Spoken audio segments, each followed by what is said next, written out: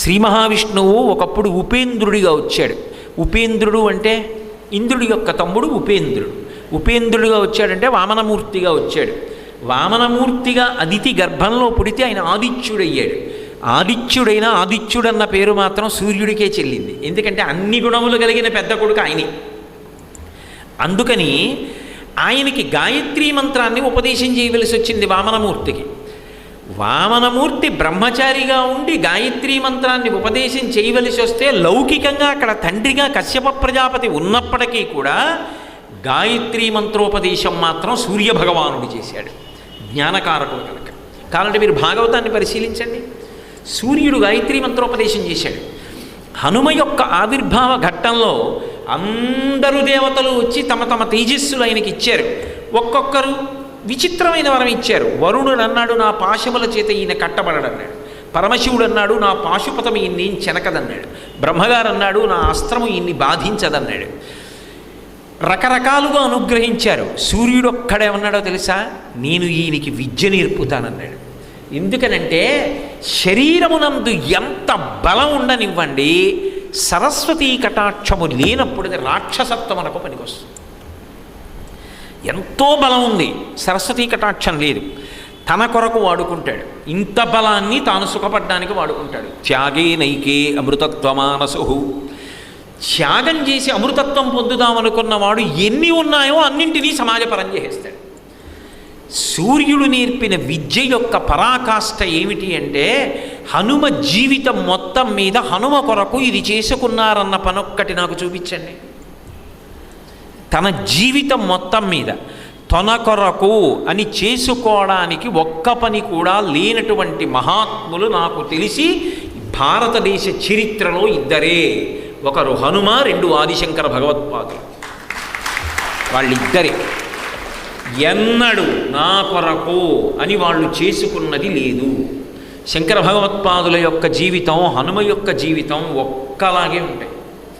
ఇద్దరూ సంచారం చేశారు, ఇద్దరూ ప్రభు కార్యం, ఇద్దరూ జ్ఞానప్రదాతలు, ఇద్దరూ నిస్వార్థ జీవులు, ఇద్దరూ పరమ జ్ఞానకారకులు, ఇద్దరూ మధురమైన వాక్కులు కలిగినటువంటి వారు. శంకరులు హనుమ ఒక్కలా ఉంటారు. హనుమ అంత నిస్వార్థంగా ఇప్పటికీ ఒక పుల్ల ముక్క పెట్టి హనుమ అని రాసి భక్తితో నమస్కారం చేస్తే అనుగ్రహిస్తారు. అంత అనుగ్రహించి నమ్మిన వాడిని రక్షించగలిగినటువంటి స్వరూపంగా హనుమ నిలబడగలిగారు. నిన్న మీతో మనవి చేశా, జడత్వాన్ని పోగొట్టగలిగిన వాళ్ళు ఎవరైనా ఉంటే ముగ్గురే. ఒకరు అమ్మవారు, రెండు సూర్యభగవానుడు, మూడు హనుమ. హనుమకు ఆ శక్తి ఎక్కడది అంటే సూర్యుడి యొక్క శిష్యుడు కనుక. గురువు శిష్యుడు వేరు కాదు, గురు శిష్యుడు ఇద్దరు ఒకటే. అందుకే ఆయన జడత్వాన్ని పోగొడతాడు, ఈయన జడత్వాన్ని పోగొడతాడు.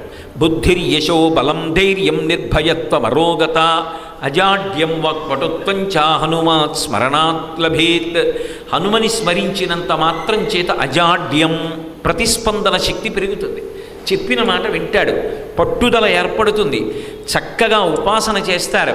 అందుకే అసలు పిల్లలు వృద్ధిలోకి రావాలని కోరుకున్న తండ్రులు ఎప్పుడూ నమస్కారం చేయించవలసింది ఎవరికి అంటే, ప్రతిరోజు నిద్ర లేవగానే ప్రాతకాలంలో సూర్యభగవానుడికి నమస్కారం చెయ్యకుండా రోజు గడిచే అలవాటు లేని స్థితి పిల్లలకి నేర్పాలి.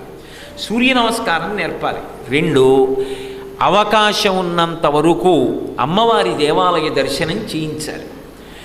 మూడు, హనుమ యొక్క దర్శనం చేయించాలి. అథవా అమ్మవారి మూర్తి హనుమ యొక్క మూర్తిని చూపించి రోజు వాళ్ళిద్దరికీ నమస్కరించి బయలుదేరడం నేర్పాలి. ఈ ముగ్గురికి నమస్కారం చేయడం ఈ జాతిలో తల్లులు పిల్లలకి నేర్పితే జడత్వం విరిగిపోయి వాళ్ళందరూ కూడా దేశ గౌరవాన్ని నిలబెట్టగలిగినటువంటి వైతాళికులు అవుతారు అనేటటువంటిది నిస్సందేహమైనటువంటి అంశం. అంతటి మహితాత్ముడు కాగలిగాడు అంటే కారణం సూర్యుడు గురుస్థానంలో నిలబడడం. అందుకే ఆయన జ్ఞానము నుండి, జ్ఞానమే మోక్షము, మోక్షమే జ్ఞానము, నిజానికి పర్యాయ పదాలవి. జ్ఞానము కలిగినవాడు మోక్షాన్ని పొందుతాడు. జ్ఞానము కలిగినవాడు శరీరాన్ని వెంటనే విడిచిపెట్టకపోయినా ఆయన శరీరంతో ఉన్న ప్రారంధం అయిపోయిన తర్వాత విదేహ మోక్షాన్ని పొందుతాడు, శరీరం పడిపోయి. అందుకే జ్ఞానమివ్వగలిగినటువంటి గురుస్వరూపంగా జ్ఞాననిధి అయి ఉండడం దగ్గర నుంచి సమస్తమైనటువంటి ఐశ్వర్యమునకు అధిపతి ఎవరు అంటే సూర్యనారాయణమూర్తి. అంతటి మహాద్భుతమైన స్వరూపం కాబట్టి వివస్వన్ అని పిలిచారు అగస్త్య మహర్షి. చూడబోయ్ రామ, సమస్త ఐశ్వర్యమునకు కారణము వాడయా. ఆయన అనుగ్రహము కలిగిందా ఏదైనా చెయ్యగలడు. ఆయనకి నమస్కారం చేయి, పూజయస్వ.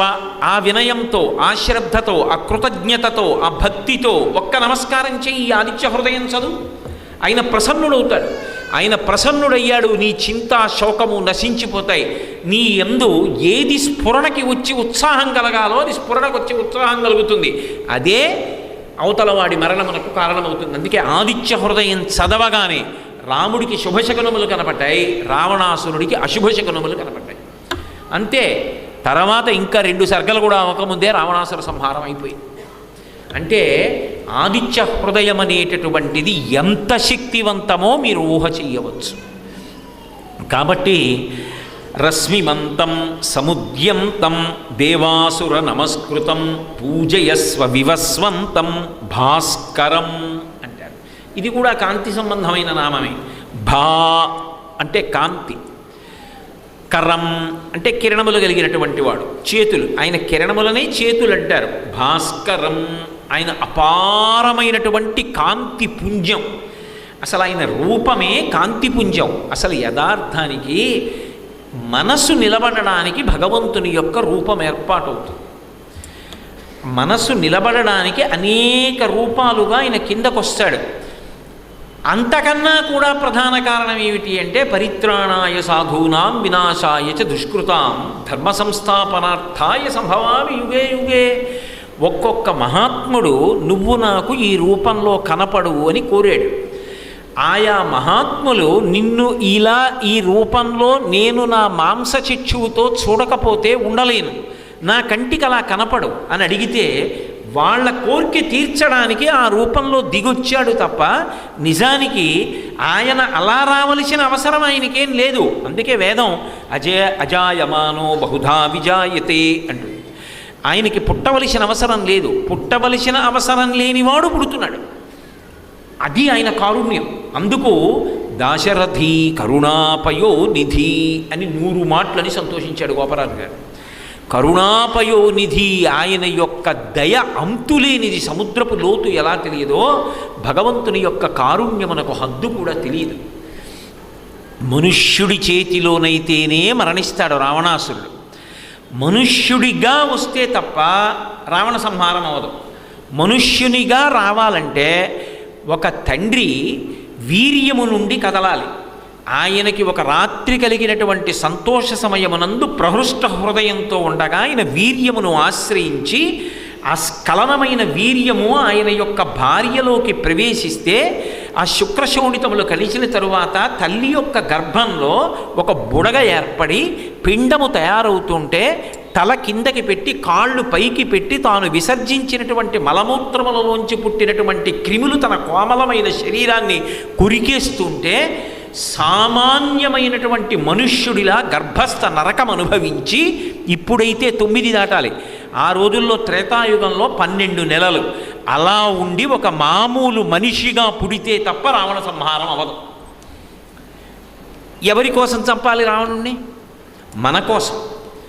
మనుష్యుల్ని బాధ పెట్టాడనే కాదు, మనుష్యుడెంతటి వాడని నిరసించాడు. అసలు తృణభూతహితామన్యే ప్రాణినో మానుషాదయ అన్నాడు ఉత్తరాఖండలో.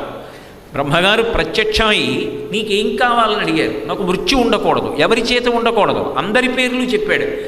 మనుష్యుని చేత ఉండకూడదని అడగలేదు, పోని వదిలేదు. ఓ మాట అన్నాడు, మనుష్యుని చేత నాకు మృత్యు ఉండకూడదని నేను అడగను. ఎందుకు అడగనో తెలుసా? బ్రహ్మ వాడు గడ్డి పరకతో సమానం, మనిషి నన్నేం చేస్తాడన్నాడు. తృణభూతహితామన్యే ప్రాణినో మానుషాదయ అన్నాడు. మనిషి నరాణం జంతువునాం నరజన్మముత్తమం అని శంకరాచార్యులు వారు అంటారు. నరజన్మ అంత గొప్పది. అటువంటి నరజన్మని నిరసించాడు రావణుడు. నరుడెంత గొప్పవాడో నిరూపిస్తాను ధర్మాన్ని పట్టుకున్నవాడు. అందుకని నేను మనుష్యుడిగా వస్తాను. రావణ సంహారం అయిన తర్వాత అవతార పరిసమాప్తి చేయను. దశవర్ష సహస్రాణి దశవర్ష శతాని చ 11,000 సంవత్సరములు ఈ భూమి మీద ఉంటాను. అందరు మనుష్యుల్లాగే పెళ్లి చేసుకుంటాను, బిడ్డల్ని కంటాను, ధర్మాన్ని పట్టుకుంటాను. ధర్మాన్ని పట్టుకున్నవాడు వాడి పేరొక్కటి చాలు, యుగాలు మారిపోయినా పేరు చెప్పినంత మాత్రం చేత మోక్షానికి ఎలా వెళ్ళగలడో నేను నిరూపిస్తానని రాముడిగా వచ్చాడు.